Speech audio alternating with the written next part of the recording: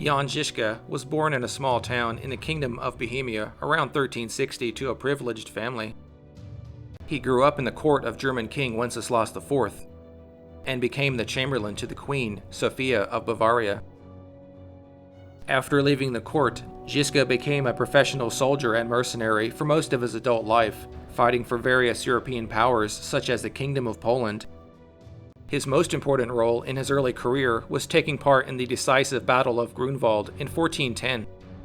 He fought as a Czech mercenary in the battle in the service of the Polish-Lithuanian alliance against the Knights of the Teutonic Order. The Teutonic Knights were decisively defeated in the battle, and it marked the end of the Order's expansion along the southeastern coast of the Baltic Sea. It was also the beginning of the decline of its power. Although just a foot soldier at Grunwald, Žižka seemed to have learned a lot from the battle, one of the largest of the medieval period. It was also there where it was said he lost an eye in the battle, for which he would be casually known as One-Eyed Žižka by his men. Throughout his career as a general, Žižka never lost a battle and is considered one of the greatest military commanders of all time. What separates him further from other great commanders is that Žižka won his battles often leading peasants, farmers, and poorly trained militia against professional armies from some of Europe's most dominant powers. To make his victories even more impressive is that he was vastly outnumbered in almost every single battle as well. Žižka trained and equipped his men according to their abilities, teaching the farmers to use their flails as weapons, which was a tool normally used to thresh wheat.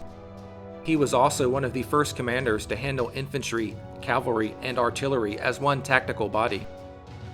Žižka also insisted upon the inclusion of gunpowder when possible, and pioneered the use of early pistols and field cannons.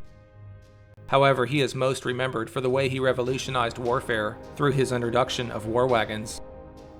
An early form of tank pulled by horses, they were protected by thick wooden planks, bound together with iron, and these hardened wagons were circled together before battle. The horses were unhitched, and the wheels interlocked, forming a fort on any battlefield where he chose to fight, as Žižka was a master at choosing good defensive sites to fight on. Missile weapons could be fired through gaps in the wagon's sides, as well as artillery placed between the wagons. Each cart contained men with long flails ready to fend off attackers, as well as missile troops who turned the static formation into a powerful battlefield weapon. An infantry strike force in smaller cavalry groups sat safely inside the wagon ring, ready to charge the enemy once they became disordered. Some wagons also focused on carrying cannons to punch through enemy lines. Also, when traveling, the wagons were used as transports and could even hold mobile forges for the upkeep of the equipment, especially the early gunpowder weapons. In the early 15th century, bitter religious divisions that would eventually lead to the Protestant Reformation were beginning to take shape in some areas of Central Europe. A few leaders were calling for reform in the church, but the Pope pushed back hard, charging them with heresy and executing them by burning at the stake. One of these religious leaders was Jan Hus, who called out corruption in the Catholic Church. He was eventually burned at the stake for heresy in 1415, prompting a Czech Bohemian uprising of his followers, who would be known as the Hussites. In 1419, the rebellion went to a higher level when the Hussites invaded the Prague town hall and threw over a dozen town councillors out of the upper floor windows. King Wenceslaus died soon afterwards, leaving the country in a deep political crisis and a power vacuum for the throne of Bohemia. Wenceslaus's half-brother Sigismund attempted to ascend to the throne, but the Hussites organized a resistance against him. Starting in late 1419, an all-out war began between the Hussites, Bohemian royalists, and other factions. This included a Pope-sanctioned crusade against the Hussites. Jan Žižka led the forces of the radical wing of Hussites, called the Taborites, against the invading armies. In December 1419, Žižka's forces of about 400 infantry and 7 war wagons were ambushed by 2,000 Bohemian royalists, most of which were heavily armed knights. Using the wagons, Žižka was able to turn the tables on the ambushers and escape while dealing heavy casualties to the many times larger force. Later, a pitched battle in March 1420 was fought with the same number of troops, and this time, Žižka was able to prepare the battlefield better using superior tactics. He placed his wagons to protect the flanks, then used large ponds and marshes in the area to surround his infantry, areas the enemy horsemen weren't able to cross. After several failed cavalry charges against the wagons, the lighter and more rested Hussites were able to go on offense and attack the slowed royalist forces.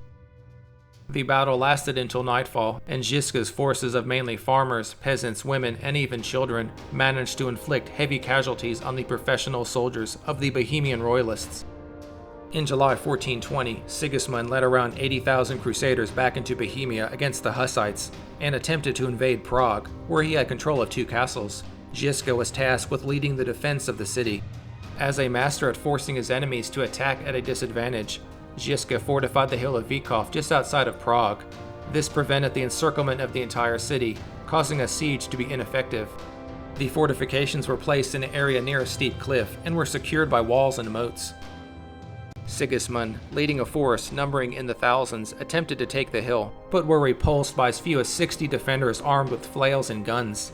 The difficult terrain and highly effective concentrations of firepower by the Hussites slowed the attacking forces.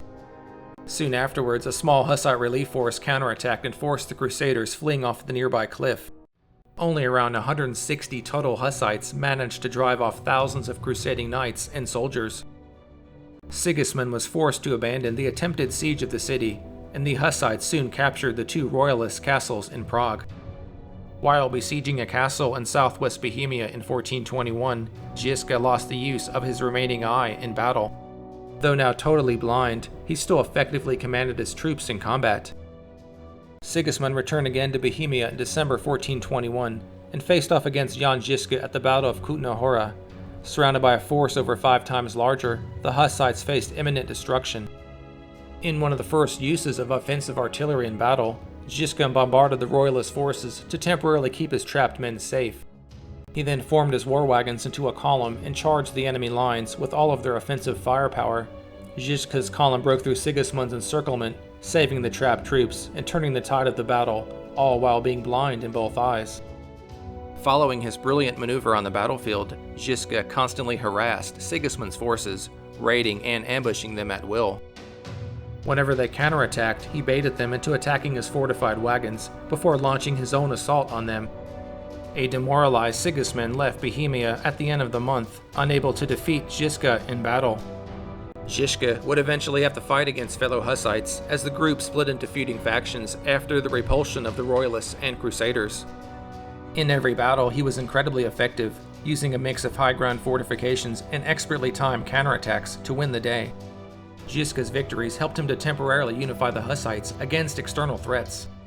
He continued to deploy his war wagons and lead the Hussites to victory against the Royalists throughout 1422 and 1423. In 1424, Žižka died of the plague while he was leading the united Hussites on a campaign into Moravia. Without his leadership, the army abandoned the campaign, but the Hussites continued to fight off the Royalists and Crusaders for the next decade. In 1434, moderate Hussites that were allied with the Catholics defeated the acclaimed general Prokop the Great, who succeeded Žižka as the leader of the Taborites. The Hussite defeat left the rebellion in tatters, and Sigismund gained back the throne of Bohemia a short time later. The Hussite Wars were officially over in August 1436. Jan Žižka today is considered a Czech national hero and remembered as a brilliant commander who defied all odds in battle.